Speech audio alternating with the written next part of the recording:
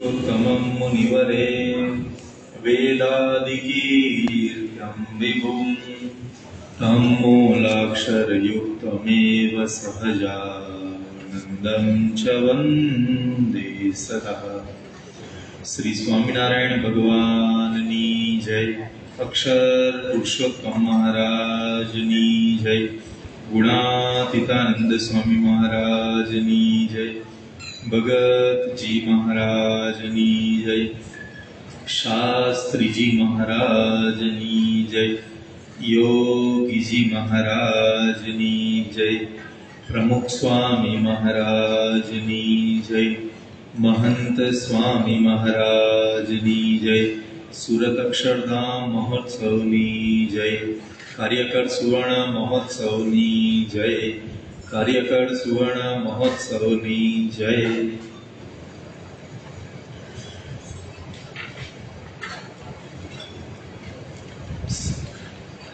श्रीजी महाराजना परमहंस ब्रह्मानंद स्वामी एमने रचित आ सुंदर पद संत परमहितकारी।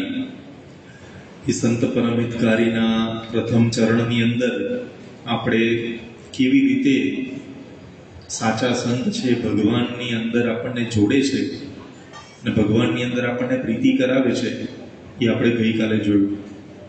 प्रभु पद प्रगट करावत प्रीति ए ज संदर्भमां आजे पण आपणे आगळ जोवाना छीए। महाभारतनो जे भीषण संग्राम युद्ध ज्यारे पूर्ण थयुं અને ત્યારબાદ હસ્તિનાપુર અને ઇન્દ્રપ્રસ્થની રાજ્યધુરા પાંડવોએ સંભાળી એના થોડાક જ દિવસો પછી કૃષ્ણ ભગવાન પાંડવોને વાત કરે છે કે હવે મારું કાર્ય પૂર્ણ થયું છે એટલે આવતીકાલે મારે અહીંયાથી પ્રસ્થાન કરવું છે તો એની વ્યવસ્થા કરશો। અને એ વખતે યુધિષ્ઠિર રાજા અને બધા પાંડવો બધાએ વિનંતી કરી કે ભગવાન आप अमारी साथे हजी घणुं थोड़ुं वधारे रोकाओ तो सारूं। पण कृष्ण भगवान ए वखते वात कहे छे के हवे मारुं कार्य पूर्ण थयुं छे। युधिष्ठिर राजा प्रश्न पूछे छे कृष्ण भगवान ने के भगवान आपे कीधुं हतुं के भविष्यमां कलियुग आवशे तो ए कलियुग आवशे एनी निशानी शुं छे, अमारे केवी रीते ओळखवो कलियुगने। अने ए वखते कृष्ण भगवान वात करे छे के युधिष्ठिर राजा तमे आ एक प्रश्न पूछी અને મારું 5 દિવસનું રોકાણ લંબાઈ દીધું એટલે હવે મારે 5 દિવસ પછી જવાનું થશે। આ એક પ્રશ્ન દ્વારા આપણે મારું 5 દિવસનું રોકાણ લંબાઈ દીધું। ભગવાન કહે છે કે આના માટે તમારે ચારે અલગ અલગ દિશામાં જવું પડશે અને અલગ અલગ દિશાની અંદર જઈ અને ત્યાં તમને કોઈક વિશિષ્ટ ઘટના જોવા મળે तो ये घटना आधारे तमारे पाछा आई अने मने आ जणाववानुं। बधा अलग अलग दिशानी अंदर कृष्ण भगवान मोकले छे बधाने। युधिष्ठिर राजा ने उत्तर दिशा तरफ जवानुं कहे छे, भीम ने पूर्व तरफ जवानुं कहे छे, अर्जुन ने पश्चिम तरफ जवानुं कहे छे अने नकुल सहदेव ने पांचाली ने दक्षिण दिशा में जवानुं कहे छे। अने पछी बधा पोतपोतानी जे दिशा फाळवी होय छे એ દિશાની અંદર બધા જ્યારે જાય છે અને પહેલા યુધિષ્ઠિર રાજા જ્યારે ઉત્તર દિશામાં જતા હોય છે એમને એક વિશિષ્ટ દ્રશ્ય જોવા મળે છે, એવી ઘટના જોવા મળે છે કે જેમનાથી એમને આશ્ચર્ય ઉપજે છે કે આવું તો પહેલી વખત જોયું। એવું તો શું જોયું યુધિષ્ઠિર રાજાએ? તો પોતે ચાલતા ચાલતા થાક્યા હતા તો એક વૃક્ષની નીચે પોતે બેઠા હતા અને વૃક્ષની નીચે બેઠા બેઠા સામે એમને એક દ્રશ્ય જોવામાં આવ્યું। એ દ્રશ્યની અંદર શું હતું તો 10 જેટલા ઘડા પડ્યા હતા અને 10 ઘડાની જોડે મોટો ઘડો પડ્યો હતો અને પછી પેલા મોટા ઘડામાંથી પાણી એ ઉંચકાઈ અને આ 10 ઘડાને ભરી દીધા। પછી શું થયું કે પેલા 10 ઘડા વારાફરતી એક એક ઉંચકી અને પેલા મોટા ઘડાની અંદર ઠલવાયા। तो शुरुआत में पेला मोटा घड़ा थी पेला 10 घड़ा भराई गयेला पण आ 10 घड़ानो पाणी थी पेलो मोटो घड़ो भरायो नहीं। एटले युधिष्ठिर राजाने थयुं के आवुं केवी रीते शक्य बने अने पछी एमने पाछा आव्या अने कृष्ण भगवानने अहींया वात करी અને કૃષ્ણ ભગવાન એનો હજી ઉત્તર આપવા જાય એ પહેલા ત્યાં આગળ અર્જુનના આવ્યા અને અર્જુને પોતે વાત કરી કે રાજા કૃષ્ણ ભગવાનને વાત કરી કે મેં એક જે દ્રશ્ય જોયું એ પણ એક વિશિષ્ટ હતું કે સરોવરની અંદર મોટે ભાગે રાજહંસો હોય તો રાજહંસે મોતીનો ચારો ચરે, પણ અહીંયા આગળ તો એવું જોવામાં આવ્યું કે એ રાજહંસ મોતી હોવા છતાં પણ એ ત્યાં આગળ સરોવરમાં રહેલા દેડકા, માછલા અને જીવજંતુઓને ખોરાક તરીકે જમે છે. એટલે આ મને આશ્ચર્ય થયું કે આવું કેવી રીતે. પછી એટલામાં ભીમ આવ્યા અને ભીમે પણ પોતાની જે વિશિષ્ટ ઘટના જોઈ હતી એનો રિપોર્ટ આપવા માંડ્યા અને એમને કીધું કે આજે મેં જે વિશિષ્ટ ઘટના જોઈ એનું નિરૂપણ આપની આગળ કરું છું. એમ કરીને કૃષ્ણ ભગવાનને વાત કરી કે 3 તળાવ હતા અને 3 તળાવની અંદર એક તળાવની અંદર પાણી ભરેલું હતું અને આની જોડે અડીને જ બીજા 2 તળાવ હતા એ ખાલી હતા. અડીને જે 2 તળાવ હતા એ પેલા તળાવને વિનંતી કરતા હતા કે તમારા તળાવનું પાણી અમને આપો, પરંતુ એ આશ્ચર્યની વચ્ચે જે તળાવમાં પાણી હતું એ તળાવે નજીકના 2 તળાવને પાણી ના આપ્યું અને દૂર એક જુદું તળાવ હતું એને જઈને પાણી આપ્યું. એટલે ભીમે પણ કીધું કે આ પણ મને આશ્ચર્ય થયું. એટલામાં કૃષ્ણ ભગવાન હજી એમનો જવાબ આપવા જાય ત્યાં સહદેવ, નકુલ અને પાંચાલી પણ આવી ગયા અને એમને કીધું કે અમે પણ એક વિશિષ્ટ ઘટના આજે જોઈ. શું જોયું? તો કે અમે જે જતા હતા અને એ વખતે રસ્તાની અંદર ભયંકર વાવાઝોડું, પવન અને ભૂકંપ જેવી પરિસ્થિતિ થઈ અને ડુંગર પરથી મોટી મોટી શિલાઓ, પથ્થરો એ બધા ગબડતા નીચે આવતા હતા અને રસ્તાની અંદર મોટા મોટા વૃક્ષ, એના બધો મોટી શિલા હોય એટલે બધું કચ્છર ઘાણ કરતા નીચે આવતા હતા ધસમસતા. અને એમાં એક બહુ જ મોટી શિલા હતી. એક નાનકડી વેલ રસ્તામાં આવી તો વેલના આધારે રહીને પેલી મોટી શિલા ઊભી રહી ગઈ.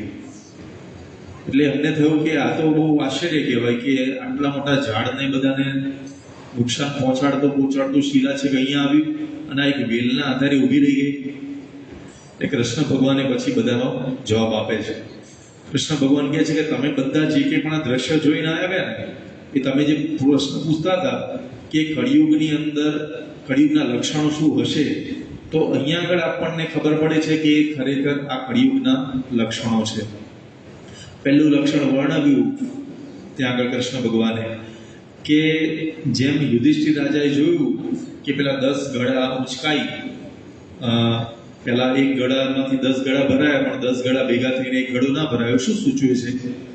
તો એમને કીધું કે કૃષ્ણ ભગવાન કહે છે કે કળિયુગની અંદર એક પિતા પોતાના 10 પુત્રોનું ભરણ પોષણ કરી શકશે પણ 10 પુત્રો ભેગા થઈને પોતાના એક પિતાનું ભરણ પોષણ નહીં કરી શકે. તો સમજવું કે આ કળિયુગની નિશાની છે. બીજી વાત કરી કે જે તળાવ છે એ પોતાની નજીકના જ 2 તળાવ હતા એને પાણી ના આપ્યું અને છેક દૂરના તળાવને પાણી આપ્યું. તો કૃષ્ણ ભગવાન કહે છે કે કળિયુગની અંદર લોકો પોતાના આડોશી પાડોશીને મદદ કરવા કે પોતાના નજીકના સંબંધીને મદદ કરવા નહીં જાય, પણ દૂર કોઈ પોતાનો એક મિત્ર હશે ને એને મદદ કરવા માટે દોડી જશે. આ પણ એક કળિયુગની નિશાની છે. ત્રીજી વાત કરી કે રાજહંસે બધા પેલા દેડકા, માછલા વગેરે ચારો ચરતા હતા મોતી હોવા છતાં પણ.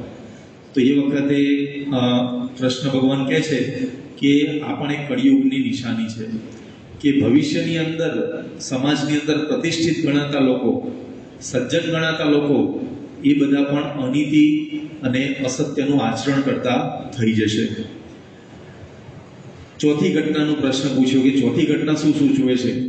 તો એમણે કીધું કે ભવિષ્યની અંદર જ્યારે સમાજ ભ્રષ્ટ થશે, ચારેકોર અનીતિ થશે, નહીં બધું આખું વાતાવરણ ભૂકંપ જેવું થયું ને બધું હાહાકાર મચી ગયો ને બધી શિલા બધી ઉપરથી પડતી હતી, તો એ સૂચવે છે કે ભવિષ્યની અંદર જ્યારે ભ્રષ્ટાચાર થશે, ચારે તરફ અનીતિ થશે, અધર્મ થશે, અસત્ય થશે, પરંતુ એક વખતે એ આખો સમાજ જેમ પેલું શિલા છે વેલના આધારે ટકી ગઈ એમ આખો સમાજ છે એવા સાચા સંતના આધારે, એના તપના આધારે, એના સતના આધારે એ આખો સમાજ ટકી રહેશે. તો આ જે વાતની અંદર પણ એવા સાચા સંતની વાત કરવામાં આવી છે કે જેના આધારે આખો સમાજ ટક્યો છે. આજે આપણે સમાજની અંદર પ્રશ્નો તો જોઈએ છે, અવનવા પ્રશ્નો સમાજને ઘેરી વળ્યા છે, પરંતુ આવા જે સાચા સત્પુરુષ છે, એ સત્પુરુષ આજે આ પૃથ્વી પર પ્રગટ છે ને, એના સતના કારણે, એના તેજના કારણે એ આજે ચારેકોર સત્સંગ લીલો પલ્લવ જોવા મળે છે. હરિભક્તોની અંદર એવી નિષ્ઠા અને સમજણના દર્શન થાય છે આપણને. ગઈકાલે આપણે જોયું હતું કે કોઈ પણ સંજોગોની અંદર એની સુવાસ ઓછી થતી નથી કે એ કરમાઈ જતા નથી. એવા હરિભક્તો, એની નિષ્ઠા અને સમજણ, એ લોયાના 3જા વચનામૃતમાં શ્રીજી મહારાજ વાત કરે છે કે મહાત્મા સહિત નિશ્ચય હોય તો શું ન થાય. મધ્યના 16મા વચનામૃતની અંદર મહારાજે વાત કરી છે કે જે સ્વરૂપ નિષ્ઠા દ્રઢ હોય, ભગવાન પ્રત્યેની આપણી સ્વરૂપ નિષ્ઠા દ્રઢ હોય તો સ્વધર્મ નિષ્ઠા સહેજે આવે છે. જ્યારે જ્યારે આપણે નિયમ ધર્મની અંદર પોલ પડે છે, ફાંકા પડે છે, તો સમજવાનું કે હજી આપણી ભગવાનની અંદર નિષ્ઠા પાકી નથી થઈ. જો ભગવાનની અંદર નિષ્ઠા પાકી થઈ હોય તો નિયમ ધર્મ સાહજિક રીતે આપણે વ્યવસ્થિત પડે છે. ત્યાં આગળ મહારાજના સમયથી, ગુરુ પરંપરાના પોષણથી આજે દેશ ને દુનિયાની અંદર એવા બધા હરિભક્તો છે કે પોતાના નિયમ ધર્મની અંદર ક્યારેય ચૂક નથી પડતા. મુંબઈનો એક યુવક છે આર્યન કરીને. આ યુવકને પહેલેથી જ સત્સંગ અને એટલો દ્રઢ સત્સંગ છે કે આર્યનભાઈ 2018ની સાલમાં CFAની એક્ઝામ આપેલી. ચાર્ટર્ડ ફાઇનાન્શિયલ એનાલિસિસની લેવલ 1ની એક્ઝામ એમને પૂર્ણ કરેલી અને આખા વિશ્વ લેવલે ટોપ 10માં એમનો રેન્ક આવેલો, એટલે ખૂબ જ સારી એમની નામના હતી. અને મલ્ટીનેશનલ કંપની પણ બધી સારા આવા વિદ્યાર્થી હોય અને સારા રેન્કર હોય એમને લેવા માટે પણ ઉત્સુક હોય છે. એટલે એમનો ઇન્ટરવ્યૂ વગેરે બધું થયું. એમાં જે કંપની હતી, મલ્ટીનેશનલ કંપની, એનું US બેઝ એનું ક્લાયન્ટ બધા હતા. એટલે જ્યારે આર્યનને જોબને બધું નક્કી થઈ ગયું, પછી કીધું કે અમારા જેટલા ક્લાયન્ટ છે ને US બેઝ છે, એટલે તમારે એમની સાથે ફ્રન્ટ ઓફિસની અંદર બધું ડીલિંગ કરવાનું હોય તો તમારો તિલક ચાંદલો છે ને એ શોભશે નહીં, એટલે તમારે આ તિલક ચાંદલો કાઢી નાખવો પડે. એટલે એ વખતે અને પાછી એવી રિક્વેસ્ટ કરી કે ખાલી તમે 6 મહિના માટે જ આ કરજો, 6 મહિના પછી તો બહુ વાંધો નહીં આવે, રૂટીન થઈ જશે. હવે જ્યારે આવું કંઈક હોય તો જો કાચા પોચા સત્સંગ હોય તો તરત જ એમાં લોભાઈ જાય કે આટલી બધી સારા પગારની જોબ મળતી હોય તો કોઈ પણ વ્યક્તિ એમાં લેવાઈ જાય. પણ એવા ચુસ્ત નિયમ ધર્મવાળા સત્સંગીની વાત જુદી છે. એમને કીધું કે મારા માટે મારા ભગવાન, મારા ઈષ્ટદેવ, એમને આપેલા નિયમ એ મારા માટે અગ્રતા ક્રમમાં છે. જોબ તો મને કદાચ બીજી પણ મળશે, પણ મારાથી આટલું કોમ્પ્રોમાઇઝ નહીં કરી શકાય.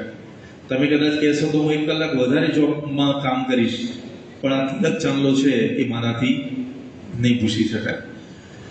થોડાક દિવસો થયા અને ફરીથી પેલા એમના સરનો ફોન આવ્યો કે તમને અમે 1.25 લાખ રૂપિયાની ઓફર કરી હતી, એની જગ્યાએ હવે મહિનાનો 1.5 લાખ રૂપિયાનો પગાર કરીએ, પણ તમે આ પદ સ્વીકારો.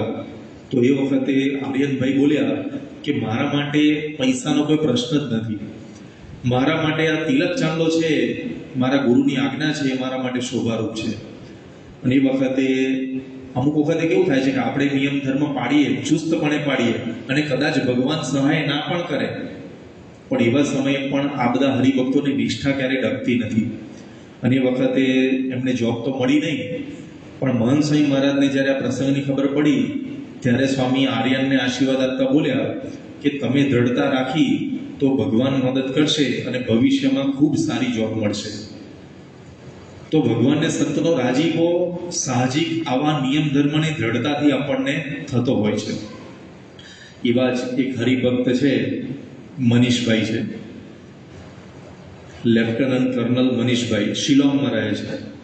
હવે શ્રીજી મહારાજે અંત્યના 29મા વચનામૃતમાં વાત કરે છે કે દેશ અને પ્રદેશમાં દૂર રહેલા હરિભક્તો એ મનમાં એમ જાણે છે, ભાઈ છેટે રહ્યા છે તે પણ મનમાં એમ જાણે છે જે જો અમે ખબરદાર થઈને વર્તમાન નહીં પાડીએ તો મહારાજનો હેત અમારી ઉપર નહીં રહે, ને મહારાજ કુરાજી થશે. તો ભગવાન કુરાજી ના થાય એના માટે થઈને જ દેશ અને વિદેશની અંદર હરિભક્તો પોતાના નિયમ ધર્મમાં દ્રઢ રહેતા હોય છે. આ લેફ્ટનન્ટ કર્નલ મનીષભાઈનો પ્રસંગ આપણે બધાએ પૂર્વે પણ સાંભળ્યો હશે કે પોતે આર્મીની અંદર શિલોંગની અંદર પોતે સર્વિસ કરતા હતા અને એમાં એમને પોતાને પ્રમોશન મળવાનું હતું, આગળ બઢતી મળવાની હતી. અને એ વખતે એમના જે કમાન્ડિંગ ઓફિસર હતા એમને પોતે એક નિયમ બનાવેલો, પોતાનો નિયમ બનાવેલો કે કોઈ પણ વ્યક્તિને મારે પ્રમોશન આપવાનું થાય તો એ પોતે દારૂના બિયરના ગ્લાસની અંદર પેલું રેન્ક હોય ને, જે 1 સ્ટાર 2 સ્ટાર, એ રેન્ક એની અંદર બોળી અને પછી એમને આપે કે તમે આ પી જાઓ, અને પછી એમને લગાડી આપે. એટલે મનીષભાઈ ઓલરેડી પહેલેથી પેલા સરને તો ઇન્ફોર્મ કરી દીધું હતું, પણ છતાં પણ પેલા સરને કીધું કે એ તો માની જશે એમ કરીને પાર્ટી આખી ગોઠવાઈ ગઈ. બધા હાજર થયા ત્યાં આગળ, અને સન્માન જેવું આ ઘડી હતી. હવે સન્માનની ઘડીની અંદર પેલા એમના કમાન્ડિંગ ઓફિસરે આ બિયરનો ગ્લાસ ધર્યો, અને એ વખતે મનીષભાઈએ એકદમ વિનંતીના સ્થૂળથી ના પાડી કે મારાથી આ નહીં લઈ શકાય. એટલે પેલા ઓફિસરે ફરીથી કીધું કે તમે ખાલી એક ટીપું લેશો ને તો પણ હું માની લઈશ કે તમે મારું વચન પાડ્યું છે. જેવું અભયસિંહની વખતની અંદર જે દ્રઢતા આપણને ગુણાતીતાન સ્વામીના વખતમાં જોવા મળે છે, એવી જ દ્રઢતા આ મનીષભાઈમાં પણ જોવા મળે છે. અને મનીષભાઈએ એવું કીધું કે મારા માટે આ એક ટીપું પીવું ને એ પણ એક ગ્લાસ પીધા બરાબર જ છે, એટલે મારાથી આ નહીં લઈ શકાય. અને એ વખતે કમાન્ડિંગ ઓફિસર થોડા ગુસ્સે થઈ ગયા અને પાર્ટી બધી વિખરાઈ ગઈ. પ્રમોશન તો પેન્ડિંગમાં જતું રહ્યું. પણ થોડાક દિવસો પછી સામેથી પેલાનો મેસેજ આવ્યો કમાન્ડિંગ ઓફિસરનો કે તમે આ પ્રમોશન માટે યોગ્ય છે, તમે તમારી જગ્યાએ સાચા છો, મારી જગ્યાએ સાચો છું, એટલે હું તમને મારા હાથે આ પદવી પહેરાવી નહીં શકું, પણ હું તમને આ પોસ્ટ છે એ એનાયત કરું છું, તમે તમારી રીતે ઘરે પહેરી લેજો. મનીષભાઈએ જ્યારે આ ઘરે લેટર વાંચ્યો અને એ વખતે ઘરે ઉત્સવનું વાતાવરણ કર્યું, ભગવાનની આગળ અન્નકૂટ ધરાવ્યો, અને એ વખતે અન્નકૂટ ધરાવ્યા પછી ભગવાનને પ્રસાદીનું કરી અને પછી પોતે રેન્ક છે એ ધારણ કર્યું. તો આપણને ખબર પડે કે આવા નિષ્ઠાવાળા જે હરિભક્તો છે દૂર દેશમાં, શિલોંગમાં ક્યાં આપણો સત્સંગ ચાલે એટલો બધો, પણ છતાં પણ ત્યાં દૂર દેશમાં રહ્યા થકા પણ પોતે નિયમ ધર્મની અંદર કેવા દ્રઢ છે. આજે આપણો સત્સંગ શોભાયમાન છે ને એ આવા હરિભક્તોના કારણે છે. અને આવા હરિભક્તો આમ પ્રતિષ્ઠિત હોય, સમાજની અંદર જેમનું નામ હોય, એવા પણ હરિભક્તો નિયમ ધર્મની અંદર ક્યારેય પાછા પડતા નથી. આપણે બધા જાણીએ છીએ તારક મહેતા કા ઉલ્ટા ચશ્મામાં જેઠાલાલ તરીકેનું પાત્ર ભજવનાર દિલીપભાઈ જોશી પોતે સંનિષ્ઠ સત્સંગી છે. એમને એકવાર એમનું શેડ્યુલ જણાવ્યું હતું. દિવસમાં ઘણી વખત એમને 12 કલાક સુધી શૂટિંગના સેટ ઉપર રહેવાનું થાય. ઘરેથી રોજ સવારે નિત્ય પૂજા તિલક ચાંદલો કરીને પોતે ઘરની બહાર જ્યારે જાય તો ગાડીની અંદર એ હંમેશા બાપાના પૂજા દર્શન, લાઈવ પૂજા દર્શન થતા હોય એ લાઈવ પૂજા દર્શન જોતા હોય. પછી જ્યારે સેટ ઉપર જાય ફિલ્મના અને એ વખત ત્યાં શૂટિંગ ને બધું ચાલતું હોય, એમાં બ્રેક જમવાનો પડે તો ક્યારેય બહારનું કશું ખાતા જ નથી. એ ઘરેથી પોતાનું ટિફિન લઈને જતા હોય, પાણી પણ ઘરેથી લઈને જતા હોય. હવે આવા નિયમ ધર્મવાળા ચુસ્ત. અને એમનો એક બીજો નિયમ કેવો વિશિષ્ટ છે કે કોઈ પણ જગ્યાએ હોય પણ રવિ સભા અચૂક ભરે. રવિ સભા જ્યાં થતી હોય ત્યાં આગળ પોતે અચૂક પહોંચી ગયા હોય.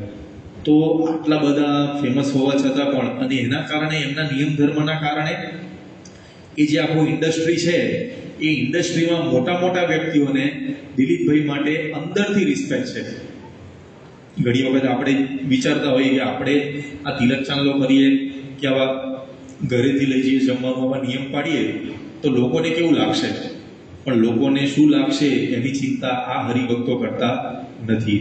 એ ભગવાનને કેવું લાગશે ને એની તરફ જ એમની દ્રષ્ટિ હોય છે, જેના કારણે જ પોતે નિયમ પાડી શકતા હોય છે. આવા તો દેશ અને વિદેશની અંદર સેંકડો હરિભક્તો છે કે જે મહાત્મા સહિત નિશ્ચય જેના અંતરમાં દ્રઢ છે. ઘણી બધી વખત મહાત્મા સહિત નિશ્ચય જો અંતરમાં દ્રઢ હોય તો આર્થિક સમર્પણ પણ કેવું થતું હોય છે. ઘણી બધી વખત આપણે મંદિર બંધાતું હોય તો એ વખતે આપણે દાન ધર્માદો લખાવતા હોઈએ છીએ, ઘણી બધી વખત કોઈક મંદિરમાં નવીનીકરણ કરવાનું હોય, કંઈક પ્રોજેક્ટ હોય તો એની અંદર આપણે જોડાતા હોઈએ છીએ.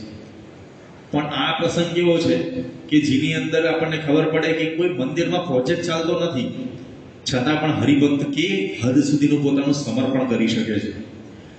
ઓસ્ટ્રેલિયાની અંદર મેલબોર્ન શહેરમાં કોવિડ વખતે આપણને બધાને ખબર છે કે કોવિડ વખતે આપણે ઘરેથી બહાર પણ નહોતા જઈ શકતા. ક્યારે કોવિડ પૂરો થશે એ પણ કોઈને ખબર નથી, વૈજ્ઞાનિકોને પણ નથી ખબર ને ડોક્ટરોને પણ નથી ખબર, તો આપણને તો ક્યાંથી ખબર હોય. અને એ સમયગાળાની અંદર જાણે આમ દુનિયા પોતાના સ્થાન ઉપર સ્થગિત થઈ ગઈ હોય ને એવું બધાને લાગતું હતું. પરંતુ એ સમયમાં દેશમાં મુસાફરી પણ કરવી પ્લેનમાં એ પણ બંધ હતી. એટલે ત્યાં ઓસ્ટ્રેલિયાની અંદર જે બધા આપણા હરિભક્તો હતા એની એક મિટિંગમાં પરમચિંતન સ્વામી કીધું કે અત્યારે કોવિડનું વાતાવરણ ચાલે છે એટલે દેશમાંથી કોઈ હરિભક્ત અહીંયા પૂજારી તરીકે આવી શકશે નહીં. તો આપણે કોઈક અહીંયા આગળ રહેતા હરિભક્તો હોય એ તમારા ધ્યાનમાં આવે તો જોજો કે આપણે એને અહીંયા પૂજારીની સેવામાં રાખી શકીએ. હવે એ વખતે બધાને ખબર છે કે ઘરની બહાર પણ નીકળાય એવી પરિસ્થિતિ હતી નહીં. પણ એ દરમિયાન હિતેશભાઈ કરંગિયા આ નામના હરિભક્ત એ પોતે ટીમ લીડર તરીકે હતા અને પોતે ત્યાં આગળ ગોષ્ઠીની અંદર બેઠા હતા. એમને વિચાર થયો કે હું બીજા કોઈને શોધું પણ અત્યારે તો ભગવાનની સેવા છે, તો આના માટે મારે જ જોડાઈ જવું જોઈએ. એમ કરીને પોતે પોતાની $90,000 જે જોબ હતી એ છોડી દીધી. પોતાના નાના 2 દીકરાઓ અને એમના ધર્મપત્ની 4 જણ મંદિરમાં રહેવા આવી ગયા. હવે કદાચ 1 મહિનો સેવા કરવાની હોય તો બરાબર છે, 2 મહિનો કરવાની હોય તો બરાબર. કોવિડ ક્યારે પૂરો થશે કાંઈ જ ખબર નથી. તો પોણા 2 વર્ષ સુધી આ હિતેશભાઈ પોતે ત્યાં આગળ સેવામાં રોકાયા. તો ઘણી બધી વખત આવા હરિભક્તો પણ આપણને જોવા મળે છે. એમને જ્યારે પૂછવામાં આવ્યું કે તમે કમાશો શું, એમ કારણ કે તમારા 2 નાના દીકરા છે, ઘર કેવી રીતે ચાલશે? એમણે કીધું તો બધું ભગવાન સંભાળશે. એમના ફાધર અહીં ઇન્ડિયામાં રહે છે. એમના ફાધરને પૂછ્યું કે તમને કંઈ પ્રશ્ન ના થયો કે દીકરો કમાતો બંધ થઈ ગયો? એ કે તો દીકરાએ તો બહુ સારું કામ કર્યું કે ભગવાનની સેવા ઉપાડી દીધી, અને ભગવાન કોઈને નિરાધાર રાખતા નથી એટલે ભગવાન બધું પૂરું કરશે. તો આવી ઉચ્ચ સમજણ એ આપણને હરિભક્તોમાં જોવા મળે છે. સંજયભાઈ પરીખ આપણે પ્લાનિંગ સેલની અંદર સેવા આપી રહ્યા છે, આપણા ચુસ્ત નિષ્ઠાવંત સત્સંગી. એક વખતે મધ્યપ્રદેશની અંદર ત્યાં એક પ્રોજેક્ટ ચાલે છે. ઓમકારેશ્વર મહાદેવ છે ત્યાં આગળ 108 ફૂટ ઊંચી શંકરાચાર્યજીની મૂર્તિ પધરાવવાના છે. તો એને મૂર્તિનું નિર્માણ કરવા માટે ભારતના અમુક પ્રતિષ્ઠિત વ્યક્તિઓ અને આવું ભણેલા હોય એમને બોલાવવામાં આવેલા. અને એમની જ્યારે મિટિંગ થઈ કોન્ફરન્સની અંદર, જ્યારે બપોરે બ્રેક પડ્યો તો જમવા માટે બધા જતા હતા. એટલે સાહજિક જે મિટિંગના આયોજકો હતા એમને સંજયભાઈને કીધું કે સંજયભાઈ ચાલો જમવા માટે. એટલે સંજયભાઈ કીધું કે મારા માટે તો હું ટિફિન લઈને આવ્યો છું મંદિરેથી. એટલે કીધું કે ટિફિન રહેવા દો, આજે ગરમ ગરમ જમી લો. એટલે સંજયભાઈએ કીધું કે હું બહારનું કાંઈ જમતો નથી. એટલે પેલા આયોજકોને આશ્ચર્ય થયું કે આ કેવા વ્યક્તિ છે કે બહારનું કાંઈ જમતા નથી. પછી કીધું કે પાણી પણ હું મંદિરેથી જ લઈને આવું છું. હવે પેલા આયોજકોને વધારે રસ પડ્યો કે આ સંજયભાઈ છે કોણ. પછી એમને થોડું એમની સાથે પ્રશ્નોત્તરી વાતચીત થતી હતી, એમાં એમને જાણવા મળ્યું અને એ લોકોને ખૂબ આશ્ચર્ય થયું કે આ સંજયભાઈ છે એમને ભગવાનની સેવા કરવા માટે એમને લગ્ન નથી કર્યા. સંસ્થાના જેટલા કંઈ પણ શિખરબદ્ધ મંદિરોનું કામ ચાલે છે એ બધા જ શિખરબદ્ધ મંદિરોનું કામમાં ડિઝાઇનિંગનો પાર્ટ છે આ સંજયભાઈ સંભાળે છે. પછી એમને જાણવા મળ્યું કે સંજયભાઈ પોતે આઈઆઈટી કાનપુરમાંથી એમટેક કરેલું છે અને વિથ ગોલ્ડ મેડલ. એટલે વધારે આશ્ચર્ય થયું કે આટલા મોટા વ્યક્તિ, આટલું સારું ભણેલા, અને પછી જાણવા મળ્યું કે પોતે હંમેશા જબ્બોને લેગો જ પહેરે છે, વ્હાઇટ એન્ડ વ્હાઇટ. ગમે તે સ્થળે જાય, ગમે તે ઇવેન્ટમાં જાય, દેશમાં જાય કે પરદેશમાં જાય, વ્હાઇટ એન્ડ વ્હાઇટ જ પહેરવાનું. એટલે વધારે આશ્ચર્ય થયું. પછી ખબર પડી કે ક્યારે ટીવી સિનેમા જોતા નથી. એટલે બધા તો છે ને પેલા જે આયોજકો હતા ને સીધા પગમાં પડી જાય ને એટલું જ બાકી રહ્યું તો હોય કે સંજયભાઈ તમે આવા ચુસ્ત નિયમ ધર્મ પાડો છો. પછી એના જે મુખ્ય અધિકારી વ્યક્તિ હતા આશીષ કુલકર્ણીજી, એમને જ્યારે પેલા અધિકારીઓએ રિપોર્ટ આપ્યો કે આવા સંજયભાઈ નિયમ ધર્મવાળા છે, તો આશીષભાઈ કુલકર્ણીજી બોલ્યા કે અમારે આ જે પ્રોજેક્ટ ચાલે છે એના માટે આ સંજયભાઈ જેવા ફક્ત 5 જ મળી જાય ને તો અમારો આખો પ્રોજેક્ટ પૂરો થઈ જાય. આવા પ્રામાણિક, વફાદાર, નિયમ ધર્મવાળા, તો આપણને ખબર પડે કે આવા દેશ અને વિદેશમાં હજારો હરિભક્તો તૈયાર કરનાર એ આ સત્પુરુષ છે કે જે સત્પુરુષના કારણે આજે હરિભક્તો દુનિયાની અંદર આવા કેફથી પોતે નિયમ ધર્મ પાડી શકે છે. પ્રમુખ સ્વામી મહારાજ અને મહંત સ્વામી મહારાજની આજ્ઞાથી વિચરણ કરતા સંતો એ જ્યાં જ્યાં આગળ દેશની અંદર વિદેશની અંદર જાય છે ત્યાં આગળ આપણને આ જ્યારે હરિભક્તોની નિષ્ઠા, સમજણ, એના દર્શન થાય છે ને તો બધાને અહોભાવ ઉપજે છે. બ્રહ્માનંદ સ્વામીના પહેલા પદની અંદર તો એમને લખ્યું કે પ્રભુ પદ પ્રગટ કરાવત પ્રીતિ. તો કેવી ભગવાનમાં પ્રીતિ કરાવે છે, કેટલી હદ સુધીનો નિશ્ચય આપણામાં દ્રઢ કરાવે છે, એ બધું તો આપણે જોયું. પણ હવે બીજી પંક્તિમાં બ્રહ્માનંદ સ્વામી લખે છે, પ્રભુ પદ પ્રગટ કરાવત પ્રીતિ ભરમ મિટાવત ભારી. ભરમ એટલે કે ભ્રમ, ઇલ્યુઝન, કે જેમાં આપણે માની લીધું છે કે આ આવું છે પણ ખરેખર એવું નથી. એટલે બ્રહ્માનંદ સ્વામી એક શબ્દ પ્રયોગ કરે છે, ભ્રમ. તો કેવી રીતે આપણો ભ્રમ મિટાવે છે? આ સંસારની અંદર આપણે બધા રહીએ છીએ, જાત જાતના ભાત ભાતના પ્રશ્નો લગભગ આપણને જોવા મળે છે. શાસ્ત્રીજી મહારાજ કહેતા કે આ સંસાર છે ઊંટના બેસવા જેવો છે, એમાં હેલા આવ્યા જ કરે, ક્યારેક ઉપર જાય, ક્યારેક નીચે જાય, ક્યારેક ઉપર જાય, ક્યારેક નીચે જાય. પણ એક વખતે એક શેઠ પાસે 100 જેટલા ઊંટ હતા, અને બધા ઊંટ, એ વખતે તો બધી મુસાફરી આપણને ખબર છે કે બધા પ્રાણીઓ દ્વારા થતી હતી, ઘોડા ગાડી હોય, બળદ ગાડી હોય, એના દ્વારા બધી મુસાફરી થતી હતી. અને એ વખતે આ ઊંટ બધા પેલા શેઠ લઈ જતા હશે એક ગામમાંથી બીજા ગામ, અને અંધારું થયું એટલે એક ગામની અંદર વિચાર કર્યો કે આપણે ત્યાં રોકાઈ જઈએ. અને નોકરને કીધું કે બધા ઊંટ છે એને તું જમાડી દે શાંતિથી, અને બધો આપણો રાતવાસો અહીંયા આગળ કરીએ, પછી અહીંયાથી આગળ જઈશું. અને એમાં પેલા નોકરે જોયું તો બધા ઊંટને જમાડી દીધું, તો બધા શાંતિથી આરામ કરતા હતા. એક ઊંટ જાગતું હતું. એટલે નોકરને થયું કે આ એક ઊંટ જો સૂઈ જાય ને તો પણ શાંતિથી પછી સૂઈ જવું. અને બહુ પ્રયત્ન કરે એને નીચે બેસાડવાના, પણ પેલું ઊંટ પણ કંઈક એવું આદું થઈ ગયું હતું કે બેસે જ નહીં ને. પછી તો પેલા નોકરે ઉપાય કર્યો, ગમે તેમ કરીને આને પકડીને પણ નીચે બેસાડવું છે, એટલે દોરડું બાંધ્યું, અને પછી ખેંચીને એકદમ નીચે બેસાડવાનો પ્રયત્ન કર્યો, અને પેલું ઊંટ એકદમ ધફ દઈને પડ્યું, અને એના અવાજથી પેલા 99 સૂતા હતા ને એ બધા જાગી ગયા. એટલે પછી પેલા માથું ખંજવાળવા લાગ્યા કે હવે આને કેવી રીતે સુવાડવા 99 ને. એમ આપણા સંસારની અંદર તો લગભગ તમને બધાને વધારે અનુભવ છે કે એક પ્રશ્ન આપણો પૂરો ના થયો હોય ને ત્યાં આગળ બીજા 2 ઊભા થયા હોય, હજી બીજા 2 સોલ્વ કર્યા હોય ત્યાં બીજા 3 ઊભા થયા હોય. એમ બધા પ્રશ્નો તો ચાલતા જ રહે છે. પણ એવું કહેવામાં આવે છે કે બાળપણથી લઈને વૃદ્ધ સુધી આપણા પ્રશ્નો ચાલતા જ રહેશે. નાના બાળકને એવી ઈચ્છા થાય કે મારા માટે સારામાં સારી પેન્સિલ ક્યાંથી મળે. યુવક હોય તો એને ઈચ્છા થાય કે સારામાં સારી બાઇક મને ક્યારે મળે. જેની પાસે બાઇક હોય એને ઈચ્છા થાય કે મને 4 પૈડાવાળી ગાડી ક્યારે મળે. અને ગાડીમાં ફરતા હોય એને ઈચ્છા થાય કે પ્લેનમાં ક્યારે બેસવા મળે. પ્રશ્નો તો ચાલતા જ રહેશે. કરોડપતિ હોય એને ઈચ્છા થાય કે મને 2 ટન જમવાનું કેવી રીતે મળશે. અને જે કરોડપતિ છે એને ઈચ્છા થતી હોય કે મેં આ જમ્યો છું, હવે પચશે કેવી રીતે, મારે કયા જીમમાં જવું આ પચાવવા માટે. એને એના પ્રશ્નો હોય. તો પ્રશ્નો તો બધા જુદી જુદી જાતના રહેવાના છે, પણ એવું કહેવાય છે કે પ્રશ્નોને આપણે અટકાવી નહીં શકીએ. એ પ્રશ્નોની અંદર સ્થિરતા રાખવાની સમજણ કેળવી શકીશું નહીં. ઠંડીને કે આપણે બંધ નથી કરી શકવાના, પણ ઠંડીના રક્ષણ માટે આપણે શાલ છે, સ્વેટર છે, એ ઓઢીને આપણે ઠંડીથી રક્ષણ મેળવી શકીએ છીએ. ગરમીની અંદર આપણે કંઈ સૂર્યને ઢાંકી દેવા જવાના નથી, પણ એ ગરમીને અટકાવવા માટે આપણે પંખો કે એસી ચાલુ કરી શકીએ છીએ. એમ આપણે આનો ઉપાય શોધવાનો છે પ્રશ્નોની અંદર. તો એ પ્રશ્નોની અંદર આપણે ઉપાય બતાવતા અહીંયા આગળ આપણને ખૂબ જ સરસ વાત કરવામાં આવી છે બ્રહ્માનંદ સ્વામીએ, જે આપણો ભ્રમ કેવી રીતે મટાવે છે એની વાત કરવામાં આવી છે. આમ કેવું છે કે પ્રશ્નો દરેકના જીવનમાં આવે છે.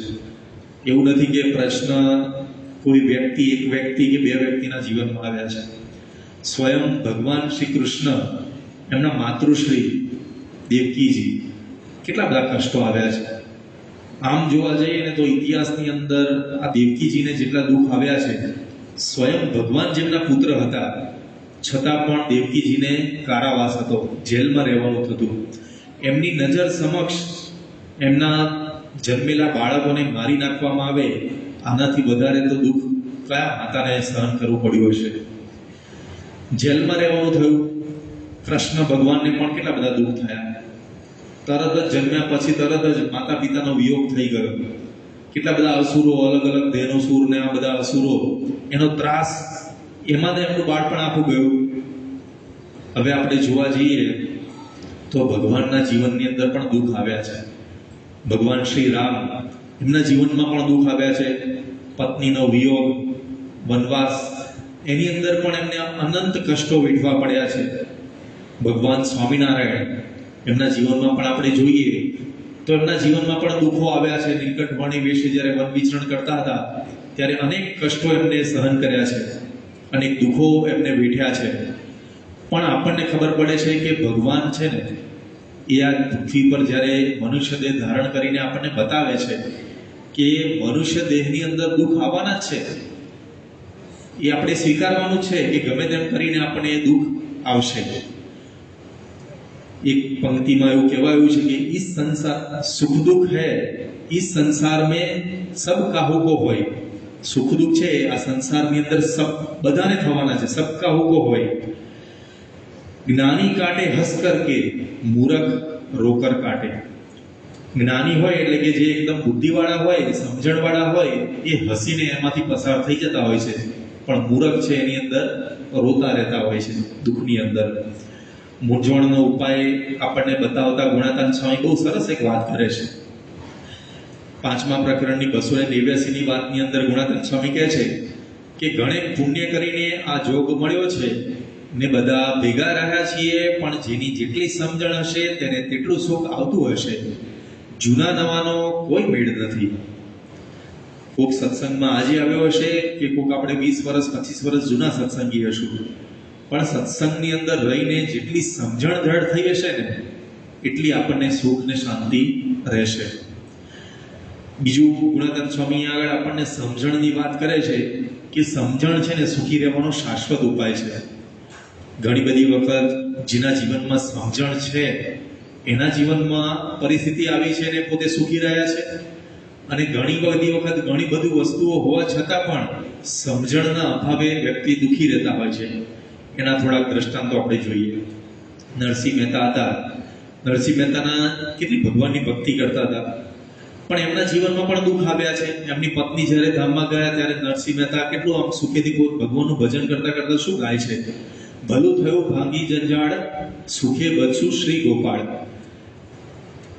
તો એમ એક દિવસે બધાએ જવાનું છે, તો ભલે ને આપણે આ સંસારની વ્યવહારની ચિંતામાંથી મુક્ત થઈને ભગવાનનું વધારે ભજન થશે. મીરાબાઈને પણ મારી નાખવાના પ્રયત્નો થયા, ઝેર આપવાના પ્રયત્નો થયા. એ મીરાબાઈ પણ ભગવાનની આગળ એકદમ કેફની અંદર, અલમસ્તાની અંદર પગમાં ઘૂંઘરા બાંધીને નાચી શકે, આનંદથી ભક્તિ કરી શકે. તો એ મીરાબાઈના જીવનની અંદર પણ કેટલા બધા કષ્ટો આવ્યા છતાં પણ આનંદમાં રહ્યા. યોગીજી મહારાજ, એમના જીવનમાં એવું કહેવાય છે કે 17 રોગ લઈને યોગીજી મહારાજ ફરતા હતા. ગોંડલનું કામ ચાલતું હતું એ વખત તો કડિયાના પ્રશ્નો, મજૂરના પ્રશ્નો, એક બાજુ પૈસા નહીં, કઈ પરિસ્થિતિની અંદર, બીજી બાજુ સંતો ઓછા હોય, શરીરમાં રોગ હોય, પણ આ બધાની વચ્ચે એમના શબ્દો તમે સાંભળો યોગી બાપાના, અલમસ્ત આનંદની અંદર રહેતા હતા, કેફની અંદર રહેતા હતા.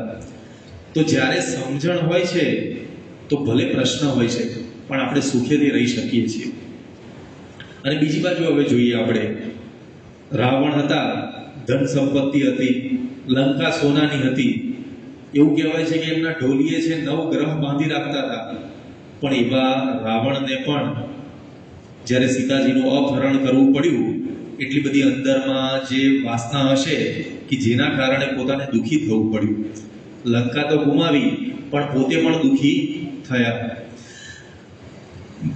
ચિત્રકેતુ રાજા હતા, 1 કરોડ સ્ત્રી હતી, પરંતુ ચિત્રકેતુ રાજા પોતે દુઃખી થયા. ડોક્ટર રાધાકૃષ્ણન આપણા ભૂતપૂર્વ રાષ્ટ્રપતિ હતા, ફિલોસોફર હતા, ઘણી બધી સમજણ એમને દેશને અને દુનિયાને આપેલી. ઘણા બધા પુસ્તકો એમને લખેલા, પરંતુ જ્યારે પોતાના જીવનમાં એવો પ્રસંગ કર્યો તો એમને લખેલા પુસ્તકો એમને કામમાં ના આવ્યા અને પોતે ગાંડા જેવા થઈ ગયા. એમના દોહિત્રના પુત્રનું મૃત્યુ થયું તો એ જોઈને પોતે એના વિરહની અંદર ગાંડા જેવા થઈ ગયા.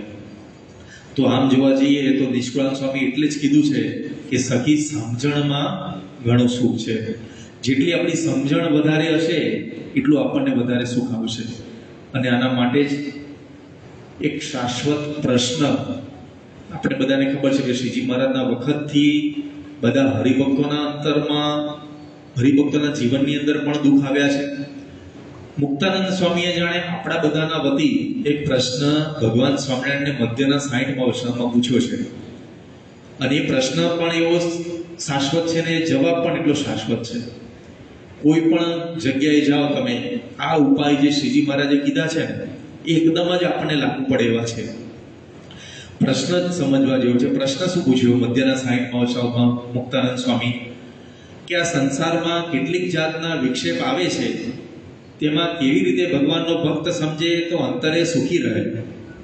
આ પ્રશ્ન પણ આપણે સમજવા જેવો છે કે ભક્ત હોય ને એના અંતરની અંદર પ્રશ્ન થતા હોય, પણ એ પ્રશ્ન પૂછવાની રીત કેવી હોય છે. મુક્તાનંદ સ્વામી પહેલું તો એ સ્વીકાર કરે છે કે ભક્તના જીવનમાં વિક્ષેપ આવે છે. એવું નથી કે ભક્ત હોય ને દુઃખ જ ના આવે ક્યારે. મુક્તાનંદ સ્વામી કહે છે કે આ સંસારમાં કેટલીક જાતના વિક્ષેપ આવે છે, એટલે પહેલું તો એ દુઃખનો સ્વીકાર કરે છે, પ્રશ્નોનો સ્વીકાર કરે છે કે ના પ્રશ્નો આવવાના છે. બીજું આપણને પ્રશ્નમાંથી ખબર પડે છે કે શું પ્રશ્ન પૂછે છે મુક્તાનંદ સ્વામી કે આવી પરિસ્થિતિમાં ભક્ત શું સમજે તો અંતરે સુખી થાય. અહીંયા આગળ પ્રશ્નમાં ઉકેલ કઈ તરફ પૂછે છે કે સમજવાનું શું છે અમારે. એવું નથી કીધું કે અમારે ધંધો કરવો જોઈએ કે અમારે આ કરવું જોઈએ કે જેથી કરીને હિમાલય પર જવું જોઈએ, એવું કંઈ પ્રશ્ન પૂછ્યો નથી. શું સમજવું જોઈએ એનો મતલબ શું થયો કે જે કંઈ પણ કરવાનું છે ને એ ફેરફાર આપણે અંદરમાં કરવાનું છે, બહાર કોઈ ફેરફાર નથી કરવાનો. અને ત્રીજી વાત છે કે અંતરે સુખી રહે. આપણે સુખ અને દુઃખની ભાવના છે ને જેટલી આપણા અંતરની અંદર સમજણ દ્રઢ હોય ને એટલું જ આપણને સુખ અને દુઃખની અનુભૂતિને લાગણી થતી હોય છે. પૂજ્ય આત્મદ્રુપ સ્વામીએ એમનો પીએચડીનો અભ્યાસ કર્યો, પીએચડીની થીસીસ લખી, એના સંશોધનની અંદર એમને બહુ જ સરસ આખું એક વિશ્લેષણ કર્યું છે. એમનો જે વિષય હતો ને વચનામૃતના આધારે પ્રશ્નોનું સમાધાન, એની પર આખું એક પીએચડીનું એમને વર્ક કરવાનું હતું. એ વખતે પ્રમુખ સ્વામી મહારાજના ઉપર જે બધા હરિભક્તોના પ્રશ્નો આવતા હતા તો એ પ્રશ્ન કેવા પ્રકારના પ્રશ્નો હોય છે એ પહેલાં જાણવા પડે, પછી એના સોલ્યુશન વચનામૃતમાંથી શોધવાના હતા. તો એનું એનાલિસિસ કરવા માટે એમને થોડાક પત્રો વાંચ્યા અને પત્રોની અંદર એમાં 2 પત્રો કેવા હતા. હવે આપણને ખબર પડે કે સમજણ કેટલું કામ કરે છે, જીવનમાં પ્રગતિ કેટલી કરાવે છે સમજણ આપણને. 2 હરિભક્તોના પત્રો આવ્યા હતા, બંનેના પ્રશ્નો સેમ હતા કે ઘરે દીકરાની પ્રાપ્તિ નથી તો દીકરો થાય તો સારું. પણ ફેર ક્યાં પડી જાય છે પ્રશ્ન પૂછવામાં. એક જણે પત્રમાં શું લખ્યું હતું કે મારા ઘરે છેલ્લા 15 વર્ષથી સત્સંગ કરીએ છીએ, નિયમ ધર્મ પાડીએ છીએ, ધર્માદો કરીએ છીએ, પણ અમારા ઘરે પુત્રની પ્રાપ્તિ થઈ નથી. તો હવે અમારી શ્રદ્ધા ખોટી ગઈ છે, જેથી કરીને આપ કૃપા કરીને વહેલી તકે અમારા ઘરે પુત્રની સંતાનની પ્રાપ્તિ થાય એવું કરજો. ને આમ જોવા જઈએ ને તો રીતસરનું આમ આપણને એવું લાગે કે સત્સંગ હવે મૂકી દઈશું એવા પ્રકારના શબ્દો એની અંદર વાપરેલા. બીજી બાજુ હવે આપણને એવો આ જ પ્રશ્ન હતો, પણ એ પત્રની અંદર ભક્તની સમજણ કેવી છે. એમને શું લખેલું કે અમારે પણ ઘણા વર્ષોથી સત્સંગ છે, પણ હે સ્વામી બાપા અમે આપના સુખે સુખી છીએ, આપ અમારા ઘરે શેર માટીની ખોટ છે એ આપની ઈચ્છા થાય તો પૂરી કરજો, અમને કોઈ હર્ષ શોક નથી. આપની જેવી મરજી હશે એ અમને મંજૂર છે. તો ભક્તની સમજણના કારણે કેટલો બધો ફરક પડી જતો હોય છે. ભગવાનની ઈચ્છાથી સુખ અને દુઃખ તો આવતા હોય છે, પણ અહીંયા આગળ મધ્યના 60મા વસાવટની અંદર શ્રીજી મહારાજ આપણને બહુ સરસ ઉપાયો બતાવ્યા. એ ઉપાયો કયા કયા છે તો પહેલામાં પહેલો ઉપાય બતાવ્યો છે કે માઇક એવા જે પદાર્થ તેના નાશવંતપણાનું અનુસંધાન. મધ્યના 60માં 54માં મહારાજ અહીંયા આગળ 3 ઉપાય બતાવ્યા છે. એમાં પહેલો ઉપાય છે કે માઇક એવા જે પદાર્થ નાશવંતપણાનું અનુસંધાન એટલે કે શું? તો સંખ્ય વિચાર. બીજો ઉપાય બતાવ્યો છે દેહથી નોખો જે આત્મા તેનું નિરંતર અનુસંધાન એટલે કે આત્મવિચાર. અને ત્રીજો ઉપાય બતાવ્યો છે કે ભગવાનના મહાત્મા જ્ઞાનનું અનુસંધાન એટલે કે પરમાત્મા વિચાર. આ 3 વિચાર જે ભગવાન અને સંતે આપણને આપ્યા છે, એટલે જ બ્રહ્માનંદ સ્વામીએ કીધું છે કે સાચા સંત આપણો ભરમ મિટાવે છે. કેવી રીતે ભરમ મિટાવે છે? તો જે આપણને આ જ્ઞાન આપીને, અંધારો ઓરડો હોય એની અંદર તમારે અંધારાને ધકેલવું હોય બહાર, તો લાકડી લીધે કામ લાગે? લાકડીથી તમે અંધારાને ધકેલો તો કોઈ અંધારું જાય નહીં, પણ ફક્ત એક દીવો પ્રજ્વલિત કરો, અંધારું ઓટોમેટિક જતું રહે. એમ આપણા જીવનની અંદર જ્ઞાનનો પ્રકાશ થાય ને તો આપણા અંતરમાંથી અજ્ઞાન એમને દૂર થતું હોય છે. ખંભાતના હરિભક્ત સદાશિવભાઈ, એમને વર્ષોની મહેનત પછી પોતાની ઘરે હવેલી બનાવી હતી, અને હવેલીની અંદર સુંદર લાકડાથી બધી કોતરણી પણ કરેલી હતી. અને એના ઉદ્ઘાટન માટે પોતે વડોદરાની અંદર ગોપાળાનંદ સ્વામીને આમંત્રણ આપવા માટે બોલાવવા ગયા. પરંતુ એ વખતે ગોપાળાનંદ સ્વામી કથા કરતા હતા અને સદાશિવભાઈને નજીક બોલાવીને કીધું કે સદાશિવભાઈ કથામાં બેસો. પછી સદાશિવભાઈને કીધું કથા પૂરી થઈ પછી કે હજી તમે બીજા 2-3 દિવસ અહીંયા આગળ રોકાઓ, સમાગમનો લાભ લો અને પછી જજો. કથા વાર્તા સાંભળવાથી અંતરે શાંતિ થાય છે. અને એ વખતે ગોપાળાનંદ સ્વામીની આજ્ઞાથી સદાશિવભાઈ ત્યાં આગળ 2 દિવસ વધુ રોકાયા. અને ગોપાળાનંદ સ્વામી રોજ કથાની અંદર બધી વાતો કરતા હતા. અને વાતો કરતા કરતા એક વખતે સદાશિવભાઈને પૂછ્યું કે સદાશિવભાઈ, તમે હવેલી તો સરસ બનાવી છે, પણ કદાચ એક વિચાર કરો કે આ હવેલી જો તમારી છે એને કંઈક થાય ને બળી જાય તો? હજી ગોપાળાનંદ સ્વામી આટલું બોલે છે એટલામાં સદાશિવભાઈ કહે છે કે સ્વામી, આવું અમંગળ કેમ બોલો છો? હું તો આ ઉદ્ઘાટન કરવા માટે આવ્યો છું.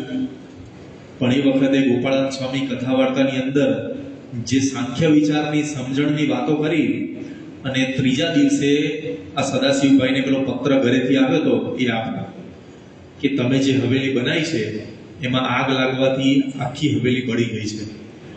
સદાશિવભાઈ પત્ર વાંચીને 2 મિનિટ માટે પોતે સ્થિર થઈ ગયા અને પછી ગોપાળાનંદ સ્વામીના પગે લાગતા કહે છે કે સ્વામી, જો આ કથા વાર્તા મેં ના સાંભળી હોત, આપે આ જે જ્ઞાન મને આપ્યું એ મને ન મળ્યું હોત તો કદાચ પેલી હવેલી ભેગો હું પણ પડી ગયો હોત.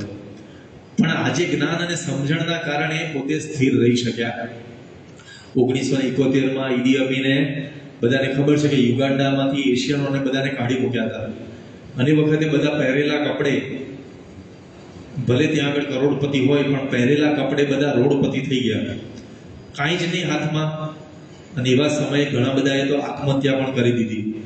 પરંતુ શાસ્ત્રીજી મહારાજના હરિભક્ત હતા પ્રભુદાસ લાલાજી, એમને કોઈકે પૂછ્યું કે તમને કોઈ અફસોસ કે દુઃખ ના થયો કે આટલી બધી સંપત્તિ ત્યાં હતી, બધી મૂકીને તમારે તાત્કાલિક નીકળી જવું પડ્યું? તો પ્રભુદાસ લાલાજી બોલ્યા કે હું આફ્રિકા છે ને ધોતિયું પહેરીને ગયો હતો અને પાટલું પહેરીને પાછો આવ્યો છું. સમજણથી સુખી રહેવાય છે. બહારની વસ્તુ કદાચ મળે કે ના મળે. ઘણી બધી વખત છે ને કુટુંબની અંદર જે પ્રશ્નો થતા હોય છે, એ પ્રશ્નોની અંદર કંઈક નાની સમજણમાં મતભેદ થઈ જતો હોય છે, પણ એ વખતે સમજણ આપણી હોય તો એ આપણે સ્થિરતા રાખે છે, કુટુંબમાં પણ સ્થિરતા રાખે છે. અને જ્યારે સમજણ નથી હોતી ત્યારે કુટુંબમાં કેવી અસ્થિરતા સર્જાય છે. અમરેલી બાજુ એક કુટુંબની અંદર એક પ્રસંગ બનેલો. એક એમના દંપતી રહેતા હતા, નવા જ લગ્ન થયેલા, અને જે પેલા બેન હશે ઘરેથી બધા એમને ગમતા બધા સોંગ એક યુએસબી ની અંદર બધા ડાઉનલોડ કરીને લાવ્યા હતા.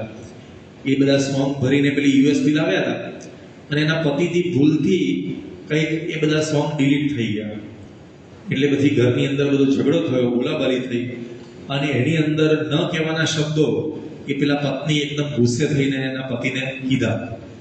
પતિથી શબ્દો સહન ન થયા અને પતિએ આપઘાત કરી લીધો. હવે કદાચ પેલા સોંગ જે હતા ને એ તો કદાચ ફરીથી પણ ડાઉનલોડ થઈ શકત, પણ પેલા જે પતિ અપલોડ થઈ ગયા એ ફરીથી ડાઉનલોડ ના થઈ શકે. સમજણની ક્યાંક કચાશ રહે છે ને, એ કચાશના કારણે જીવનમાં કેટલા બધા દુઃખોનું આપણે જ નોતરું દેતા હોઈએ છીએ.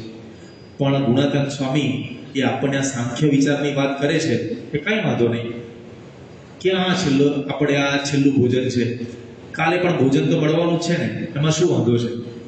પણ એ વખતે નાની એવી સમજણ એ જો અભાવ થાય તો ઘણું મોટું દુઃખ સર્જાતું હોય છે.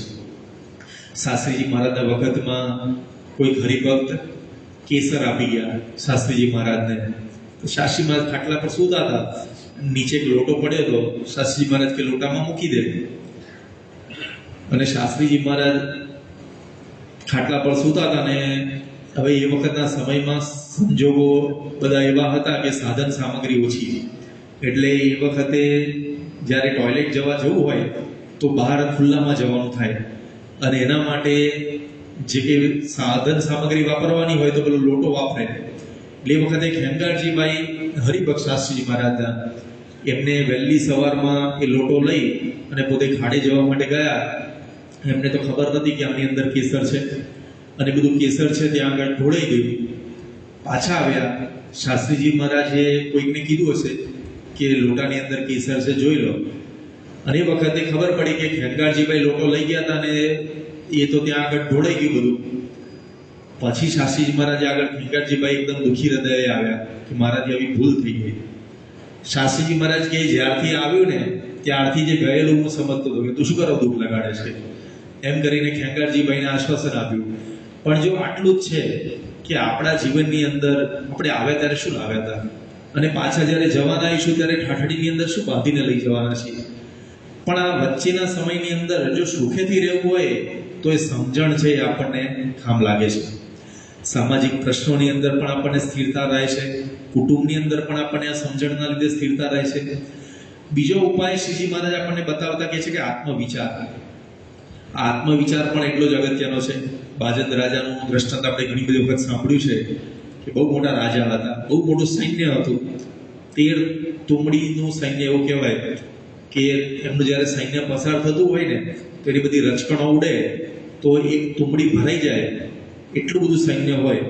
તો એ તુમડી ભરાય, એવી 13 તુમડી ભરાય ને એટલું મોટું સૈન્ય હતું. હવે એમનામાં શું ખોટ હશે, શું બાકી હશે બાજંદ રાજાને.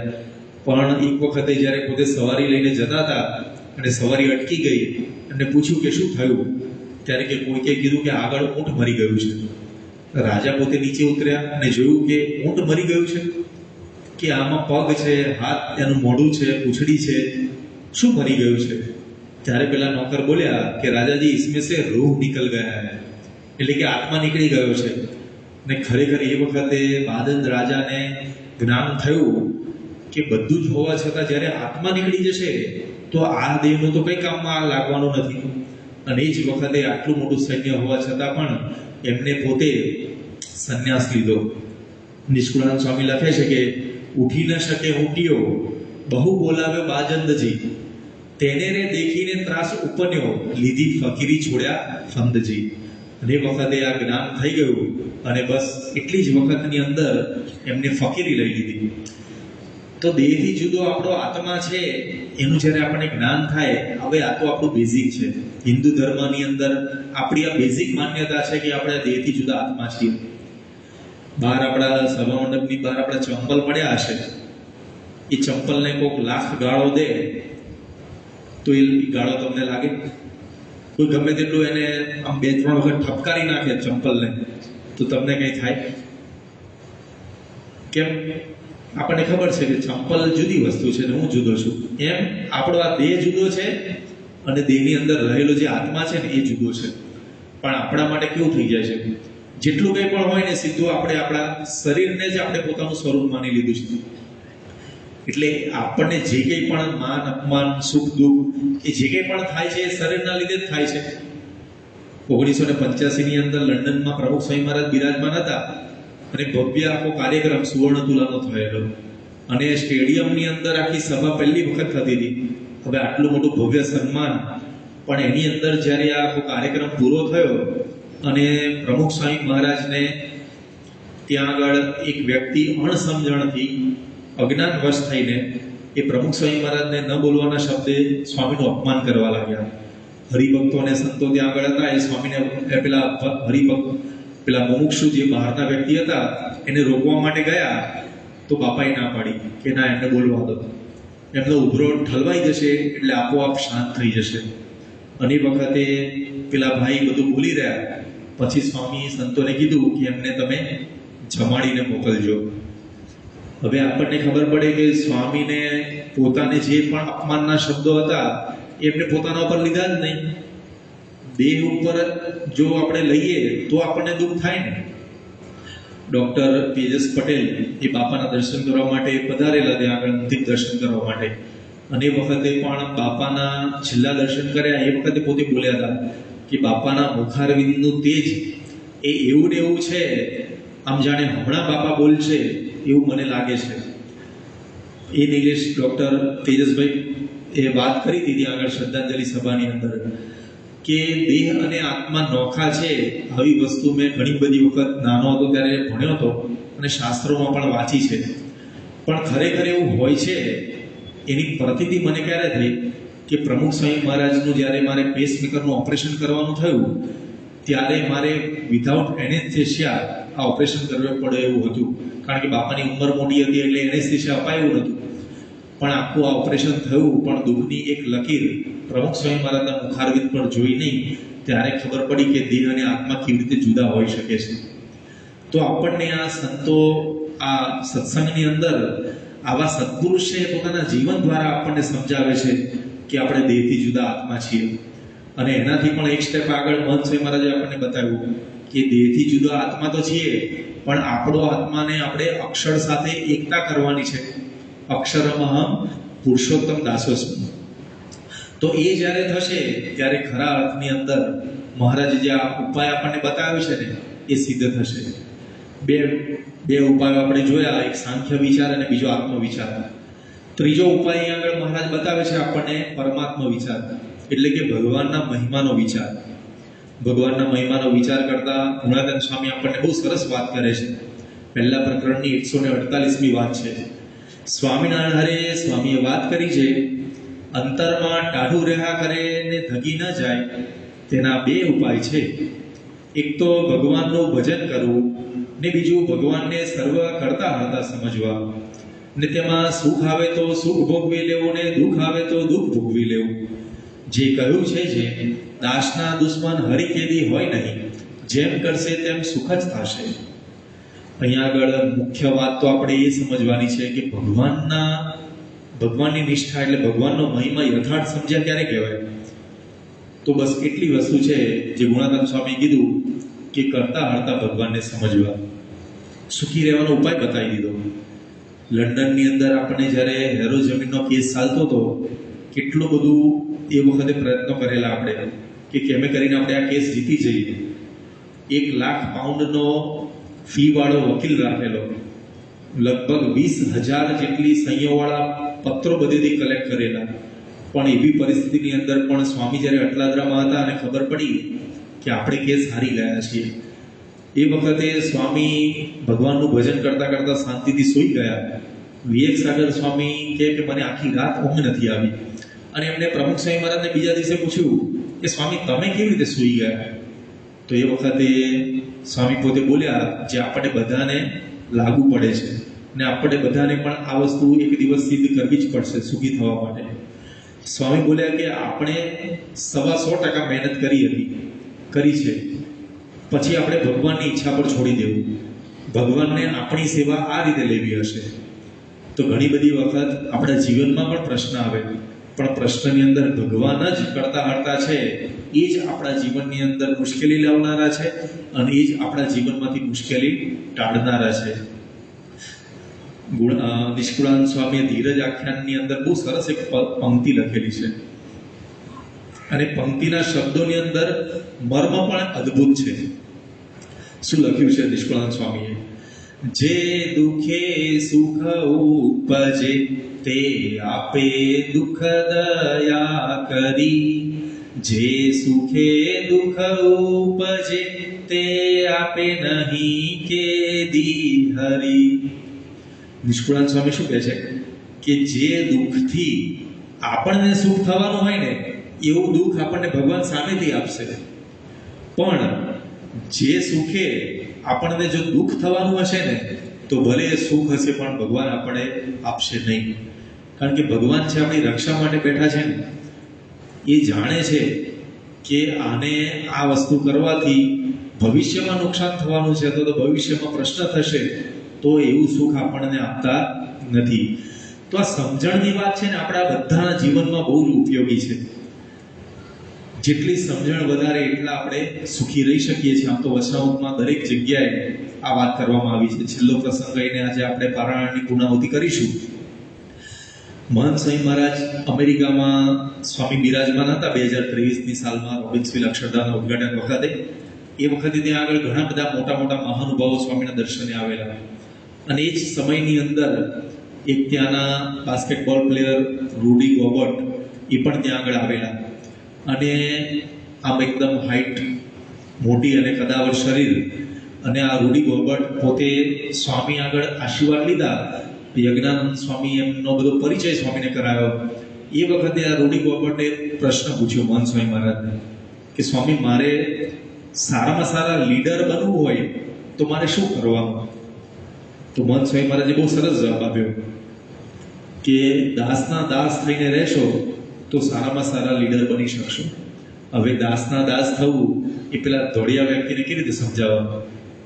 પણ યજ્ઞાનંદ સ્વામી એમની રીતે થોડું ટ્રાન્સલેશન કરીને સમજાવ્યું કે આપણે હંમેશા બીજાને આપણાથી મોટા માનવા, ક્યારેય કોઈની પણ પ્રત્યે આપણે રાગ દ્વેષ ન રાખવો, આપણે બધાની સાથે સારો સમભાવ રાખવો, કોઈની પ્રતિકાર ન કરવો, અને હંમેશા ડાઉન ટુ અર્થ પોતાનું જીવન જીવવું. આવું બધું એક્સપ્લેનેશન કર્યું. પેલા રૂડી ગોબર્ટ તો રાજી થઈ ગયા.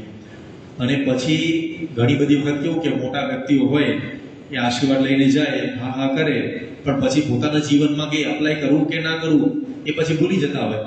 પણ આ રૂડી ગોબર્ટ છે ને, એમને સ્વામીના શબ્દો યાદ રાખ્યા હતા. એ કેવી રીતે ખબર પડે? તો થોડાક દિવસો પછી એમને એક મેચ હતી. એ મેચની અંદર બે ટીમ હોય, તો સામેની ટીમના વ્યક્તિને આ ટીમના વ્યક્તિ સાથે કંઈક ઝઘડો થયો, અને રૂડી ગોબર્ટ પોતે બંનેને છૂટા પાડવા માટે ગયા. અને એ સમયની અંદર સામેની ટીમના એક વ્યક્તિને આમના પ્રત્યે દ્વેષભાવ હતો, તો એને પાછળથી આવી અને રૂડી ગોબર્ટ જ્યારે છોડાવતા હતા તો એ તકનો લાભ લઈને એનો હેડલોક કરી દીધું, એટલે આમ હાથથી એનું ગળું પકડી લીધું. અને એ સમયની અંદર પહેલાના જે પ્રસંગો બનેલા એમાં તો રૂડી ગોબર્ટ ગમે તેને પ્રસાદી આપતા હતા, પણ આ વખતે એ કાંઈ કર્યું નહીં, એમને પ્રતિકાર કોઈ ના આપ્યો, એમના બંને હાથ ઊંચા કરી દીધા. અને એ સમયમાં ત્યાં આગળ રેફરી આવી ગયા અને તરત જ જે વ્યક્તિએ હેડલોક કર્યું હતું એને 5 ગેમ માટે સસ્પેન્ડ કરી દેવામાં આવ્યા. અને આ પ્રસંગની જ્યારે ખબર પડી ત્યારે જે એના મુખ્ય કોચ હતા આ રૂડી ગોબર્ટના, એ કોચ જ મુખ્ય તો મહંત સ્વામી મહારાજના દર્શન માટે લાવ્યા હતા એમને. તો એમને ત્યાં રૂડીને પૂછ્યું કે તારું જ્યારે હેડલોક થઈ ગયું તો ત્યારે તારા મનમાં શું વિચારો ચાલતા હતા? તો એમને કીધું, એમને એવો પ્રશ્ન પૂછ્યો કે તે કેમ સામે પ્રતિકાર ના આપ્યો? તો એ વખતે એમને જવાબ આપ્યો કે બાપા would not want me to respond. કે બાપા એટલે કે મહંત સ્વામી મહારાજ એમની જે એમની વ્યાખ્યા કરી ને દાસના દાસ થવું, એટલે કે would not want me to respond, મને એ કહી રહ્યા છે જાણે કે મારે આને પ્રતિકાર નથી કરવાનો. અને આ જે આખો પ્રસંગ બન્યો તો જેટલા કંઈ પણ ખેલ જગતની અંદર મોટા મોટા વ્યક્તિઓ હતા એ બધાને રૂડી ગોબર્ટ માટે અંતરથી રિસ્પેક્ટ થઈ ગયો. તો સ્વામીની એક ડેફિનેશન કેટલો મોટો ભરમ ભાંગે છે. દુનિયામાં તો લોકોને એવો જ ભરમ હોય છે કે તમે કંઈક સારો એવો પોતાનો એક પ્રભાવ હોવો જોઈએ તમારો, પણ સ્વામી આપણો ભરમ ભાગે છે કે પ્રભાવથી નહીં, દાસના દાસ થવાથી આપણે મોટા થવાય છે. તો બ્રહ્માનંદ સ્વામીએ જે કીધું, પ્રભુ પદ પ્રગટ કરાવત પ્રીતિ ભરમ મટાવત ભારી. તો આવા તો અનેક જાતના આપણા ભરમ એ આવા સાચા સંત આપણા મિટાવતા હોય છે. એ બ્રહ્માનંદ સ્વામી લખેલી આગળની પંક્તિઓનો અર્થ આપણે આવતીકાલે પણ પારાયણની અંદર સાંભળીશું. ત્યાં સુધી આપણે મહંત સ્વામી મહારાજને ખાસ પ્રાર્થના કરીએ કે સ્વામી આપે જે કે પણ બધા ગુણો બતાવ્યા છે અમને પણ દાસ થવાની વાત કરી છે એ અમારા જીવનમાં પણ આવે એ જ આજના દિવસે એમના ચરણોમાં પ્રાર્થના. શ્રી સ્વામિનારાયણ ભગવાનની જય. સ્વામિનારાયણ નારાયણ નારાયણ.